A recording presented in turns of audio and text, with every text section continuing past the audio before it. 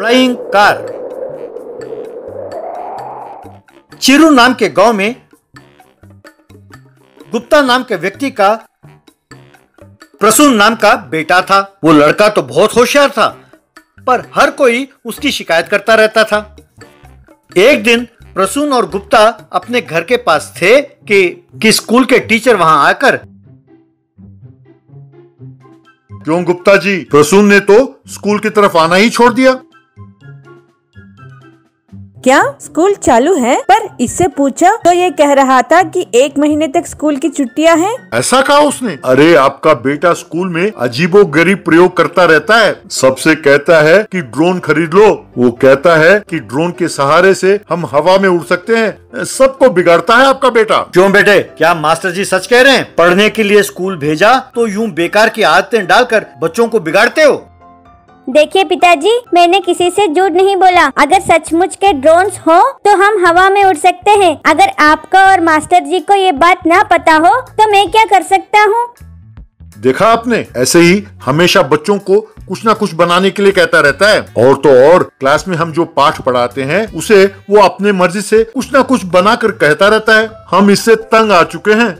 Master जी, आप बुरा ना माने, मुझे तुरंत जरूरी काम से गांव छोड़कर जाना पड़ रहा है। मैं 1 हफ्ते बाद आकर आपसे मिलता हूँ। ये सुनकर अध्यापक वहाँ से चला गया।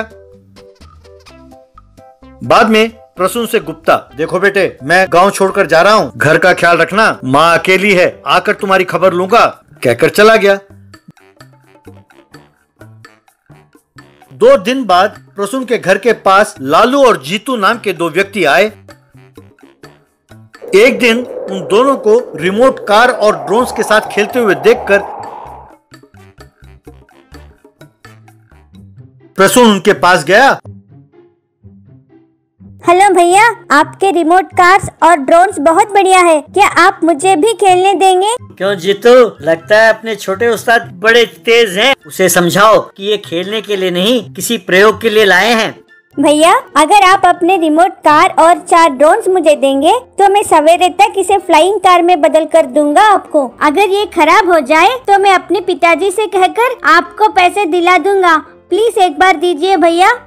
तब लालू जीतू से, अरे ये क्या यार, ये छोटा पैकेट बहुत चैलेंज कर रहा है, इस पर भरोसा कर सकते हैं क्या? अरे भैया, आजकल के बच्चे ही ऐसे हैं, बहुत तेज हैं ये। बचपन में हमारे पास पैसे नहीं थे, इसलिए हम पढ़ नहीं पाए और चोर बन गए ना। आज मैं एक बड़ा साइंटिस्ट होता, जानते हो। अरे बस कर यार, अब तुम इस गांव में ढिंडोरा पीटोगे क्या कि हम यहाँ चोरी करने आए हैं? पहले उसे अपने वश में करो और उससे फ्लाइंग कार बनवाओ। अरे छोटे, ये मना कर रहा है, पर मुझे लगता है कि तुम कुछ ना कुछ करोगे जरूर। मुझे तुम में एक फ्यूचर साइंटिस्ट नजर आता है। ये ले जाओ और इसका एक फ्लाइंग कार बनाओ और तुम अपना और मेरा नाम रोशन करो। यूं प्रसून ने रात भर बैठकर उन 4 ड्रोन और रिमोट कार को जोड़कर एक फ्लाइंग कार बनाया। बाद में लालू और जीतू के पास प्रसून पहुंचा।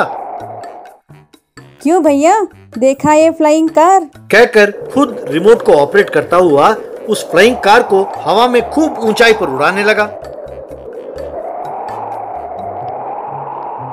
तब लालू जीतू से, अरे यार, ये छोटा पैकेट तो बहुत बड़ा पैकेट निकला। अगर इसे भी अपने साथ ले ले तो खूब पैसे ही पैसे कमा सकते हैं। क्या कहते हो? ठीक है, उसे पहले नीचे उतरने दो, उसके बाद उसके साथ हम डील बात करते हैं। कहकर प्रसून को नीचे उतारा। फिर जीतू प्रसून से, अरे वाह, तुमने तो कमाल कर दिया। अरे तुमसे मिलना हमारी खुशकिस्मती है। अगर तुमने एक बार हमारी मदद कर दी तो तुम्हारी और हमारी जिंदगी संवर जाएगी। तुम ऐसे और 100 फ्लाइंग कार्स बना सकते हो। मुझे करना क्या होगा? अजंता ज्वेलर्स में हम चोरी करके वो जेवर तुम्हें देंगे। उन्हें लेकर तुम फ्लाइंग कार में उड़ जाओ। बस तुम्हें हम 50 लाख रुपए देंगे।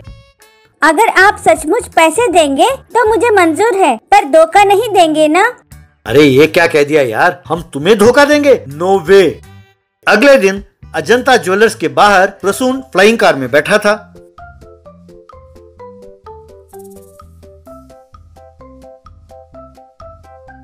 तब लालू और जीतू गहनों की थैली के साथ आए और उस थैली को प्रसून को सौंपा। उसे लेकर हवा में उड़ता हुआ प्रसून भैया आप मेरे पीछे पीछे आ जाओ। कहकर फ्लाइंग कार में उड़ता हुआ चला गया। सब लोग उसे हैरान होकर देख रहे थे। तब प्रसून ने उस फ्लाइंग कार को पुलिस स्टेशन के बाहर उतारा। लालू और जीतू भी वहां दौड़े दौड़े आए। जब उन्होंने देखा कि वो पुलिस स्टेशन है तो वहां से भागने की कोशिश करने लगे। तब एसआई और कांस्टेबल्स ने पकड़कर उन्हें खूब मारा। तब जीतू से प्रसून, मैं पुलिस ऑफिसर का बेटा हूँ, ये ना जानते हुए तुम लोग मुझे हिस्सा दे रहे थे। अरे किराए पर घर लेने से पहले ये तो जान लिया होता कि तुम्हारे आस पड़ोस में कौन रहता है, चोर कहीं के। कहकर वो फ्लाइंग कार लेकर अपने घर चला गया।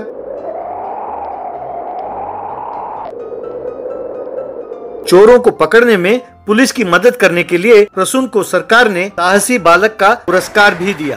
Lockdown supermarket thief. चंबल में पुनीत नाम का एक चोर रहता था। हालांकि वो चोर था, पर उसके चुराए हुए पैसों को वो आसपास के लोगों में बांट देता था।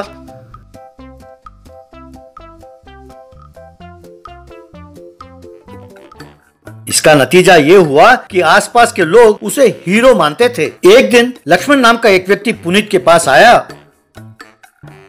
दादा, तुम्हारा नाम लेने के बावजूद भी किराने की दुकान वाला विमल हमें सामान नहीं दे रहा है दादा। अच्छा, तो अब ये मेरे से टक्कर लेने के लिए तैयार हो गया? क्या वो नहीं जानता कि हर महीने मैं उससे कितने सामान खरीदता हूँ? अब तुम उसके सुपरमार्केट ना जाया करो, चाहे जितना भी महंगा क्यों ना हो, हम बाहर से लेंगे। वैसे ही इतने छोटे मोटे सामानों के लिए मेरे पास आने के बजाय तुम कोई काम कर सकते हो ना। मैं तो ढूंढ रहा हूँ दादा, पर कहीं मिल नहीं रहा। इस बार का सामान तुम लेके आना दादा। आते आते बच्चों के लिए दूध का डब्बा भी लेके आना, भूलना नहीं दादा। तब पुनीत अपने आप से, कमबख्त आलसी होते जा रहे हैं, अब इनके बच्चों के लिए दूध का डब्बा, डायपर वगैरह भी मुझे ही लाना पड़ रहा है। यूं कुछ दिन बीत गए तो एक दिन किसी विचित्र बीमारी के कारण सरकार ने लॉकडाउन की घोषणा की।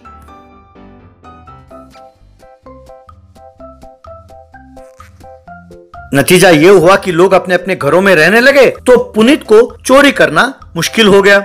तब पुनीत के पास लक्ष्मण, उसकी पत्नी और आसपास के लोग सब मिलकर आए। तब पुनीत से लक्ष्मण, दादा, हमें पैसे दिए हुए तुम्हें बहुत दिन हो गए, 2 महीने का कोटा बाकी है, पता है? अरे कमबख्त, मुझे क्या स्टेट का सीएम समझ रखा है कि तुम कोई काम भी ना करो और मैं मुफ्त में तुम्हें पैसे बांटूं? वैसे मुझे क्या जरूरत पड़ी है तुम्हें पैसे देने की? मैंने सोचा चोरी के पैसे में थोड़ा सा तुम लोगों को बांट दें, तो अब तुम लोग सब फैमिली मेरे ऊपर चढ़ गए राशन पानी लेकर। अब से ऐसा कुछ नहीं होने वाला, यहाँ तो अपना ही हालत खस्ता है। तब लक्ष्मण की पत्नी विजया, अरे भैया, यूं बड़ी बड़ी बातें कर रहे हो, क्या बात है? क्या हमने तुमसे मांग की थी कि हर महीने हमें पैसे दो? तुम खुद ही बड़े हीरो की तरह आकर चोरी के पैसे हमें कर जाते थे और अब हमें आलसी कहते हो। देखो दादा, चुपचाप हमारे हिस्से के पैसे और ये लॉकडाउन के लिए घर का सामान लाकर दे देना, वरना हम पुलिस को फोन करेंगे और किस किस से कितना कितना चुराया है ये सब कुछ उन्हें बता देंगे। इतना ही नहीं, आज हम सबके बच्चे तुम्हारे पास ही सोएंगे, खबरदार। कहकर वे सब चले गए। ये सुनकर पुनीत का असिस्टेंट भिक्षु, क्यों दादा, अब आया कर ठिकाने? मैंने कितने बार कहा था कि इन कमबख्तों की सहायता ना करो। अब देखो, तुम चोरी ना भी करना चाहो तो ये तुम्हें नहीं छोड़ने वाले। अरे अब मैं क्या करूं, बड़ी बुरी तरह फंस गया है यार इनके पास। अब करना क्या है दादा, उस विमल से मांग कर इन सबको किराने के सामान बांट दो। तब पुनीत विमल सुपरमार्केट गया।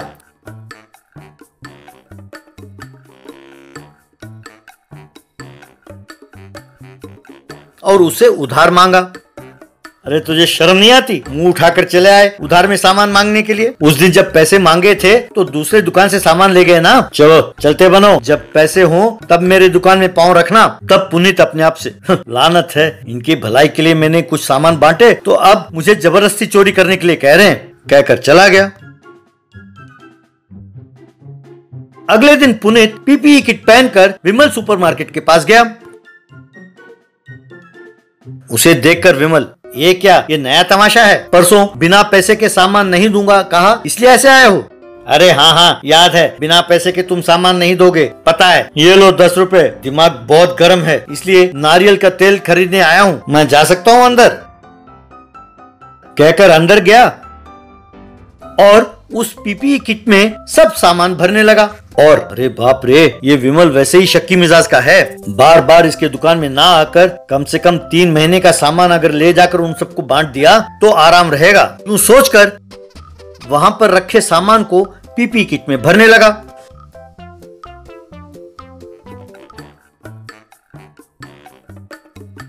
इससे पीपीई किट काफी फूल गया। फिर विमल के पास आकर पुनीत, ये लो 10 रुपए, ये नारियल का तेल लेके जा रहा हूं। अरे 1 मिनट रुकना, जब तुम आए तब तो बड़े दुबले पतले थे, पर अचानक क्यों मोटे कैसे हो गए? क्या बात है? अच्छा, तो लगता है ये विचित्र बीमारी मुझे हो गई है। प्लीज मुझे जाने दो, मैं चला जाता हूँ। मेरे वजह से किसी और को तकलीफ नहीं होनी चाहिए। अब मैं चलता हूँ। कहकर जाने लगा तो विमल ने पीपीई किट को फाड़ दिया, जिससे उसके अंदर छुपाए सारे सामान नीचे गिरकर बिखर गए। तब विमल ने पुनीत को खूब मारा और उसे पुलिस को सौंप दिया। पुनीत को पुलिस अरेस्ट करके उसके कॉलोनी ले गई और वहां के लोगों को बुलवाया। तब एसआई उन सब से, सुनो, तुम सबको भी अरेस्ट किया जाता है। जानते हैं क्यों? क्योंकि आप सबने पुनीत के साथ मिलकर चोरी की है, समझे? सर ये कौन है? हम तो इसे पहचानते भी नहीं। देखने में तो कोई बड़ा चोर दिखता है सर। जरा उसका बंदर जैसा शक्ल तो देखिए सर। एसआई साहब, एक चोर ही दूसरे चोर को पहचानता है। आपको मैंने असली बात तो बताई नहीं। ये जो विजया है, यही हम सब चोरों की सरदारनी है साहब। तब एसआई ने सबको गिरफ्तार किया।